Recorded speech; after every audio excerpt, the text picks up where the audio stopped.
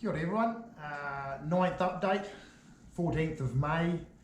Hope you are enjoying your first day out of level 3, which is rather exciting. Means we're another day closer to getting started.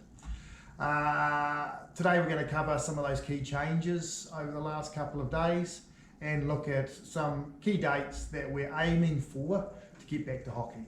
So first, we had the government changes. Sport was going to be able to operate under level 2 with no limit on numbers on the field. They had a change of heart and now it is only 10 up until the 21st or 25th of May when they're going to make another announcement. We are hoping at that announcement they will increase that bubble to a size that will allow us to have competition and full practices. So that is going to be a key date for us. In that period of time though, that doesn't extend or elongate our timeframes that we're working towards. We always knew it was going to take us 2 to 4 weeks to get back into the swing of things. So we will be continuing to work hard in and around coming up and finalising our contact tracing plan, our hygiene and sanitation plan and our COVID workplace plan.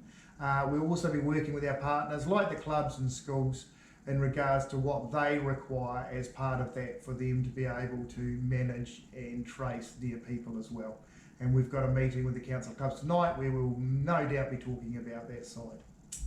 Hockey New Zealand have also released their level 2 return to community hockey guidelines, which is fantastic.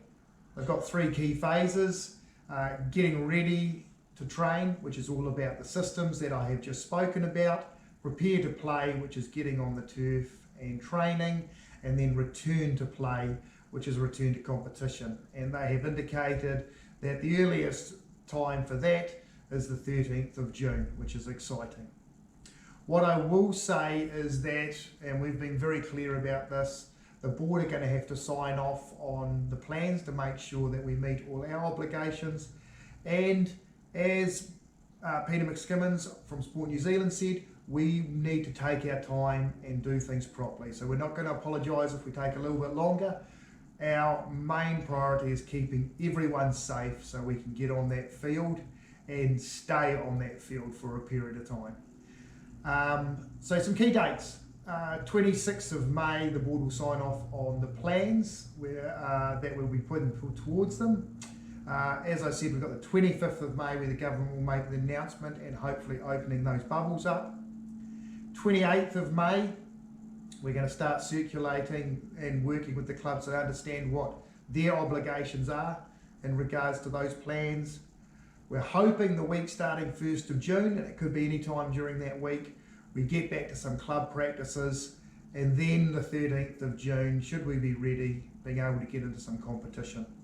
What we will note though is that we may stagger that to test some of our systems, but that's going to be all part of the plan moving forward, and we'll confirm that closer to the time. Finally, what I just want to touch on is the water restrictions in Auckland. Of course, if COVID-19 wasn't enough, we've now got the water restrictions.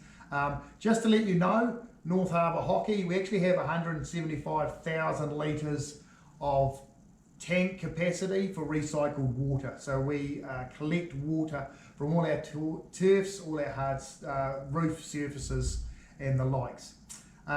We do have some obligations around monitoring that, and we will be adhering to all the council restrictions.